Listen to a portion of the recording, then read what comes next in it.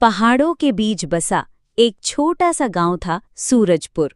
गांव की हवा इतनी ताज़ा थी कि लगता जैसे फूलों की खुशबू खुद उड़कर आपके पास आ रही हो।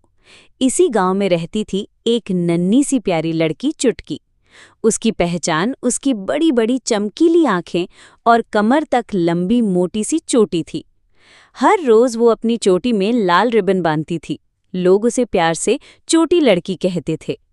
उसके माता पिता किसान थे, खेतों में अनाज उगाते, मेहनत करते और चुटकी भी उनकी मदद करती। लेकिन उसकी सबसे प्यारी चीज थी वो लाल रिबन, जिसे उसकी नानी ने उसे दिया था। कहा जाता था कि उस रिबन में कोई रहस्यमय जादू छिपा है। एक रात चुटकी ने अजीब सपना देखा। उसने देखा कि उसकी चोटी चमकने लगी और उसमें से नीली रोशनी निकलकर आकाश में एक रास्ता बना रही है।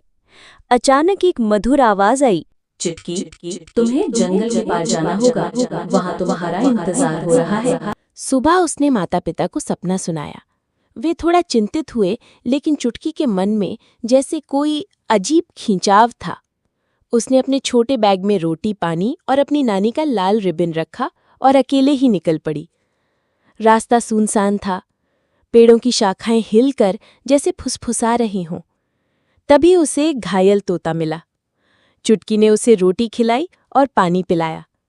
तोता बोला, तुमने मेरी मदद की है, बदले में मैं तुम्हें जंगल का रास्ता दिखाऊंगा।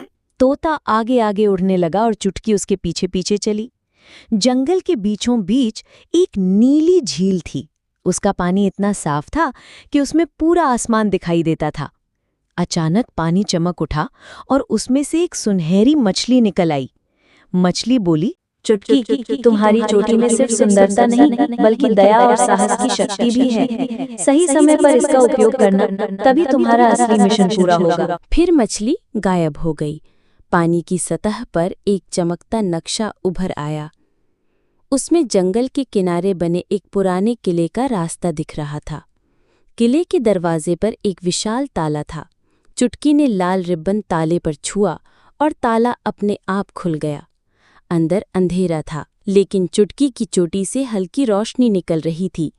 अंदर उसने देखा कि पत्थर की मूर्ति के पास एक छोटी बच्ची रो रही थी।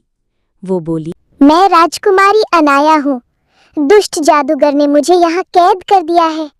तुम्हारी चोटी में वो शक्ति है जो मुझे आजाद कर सकती है।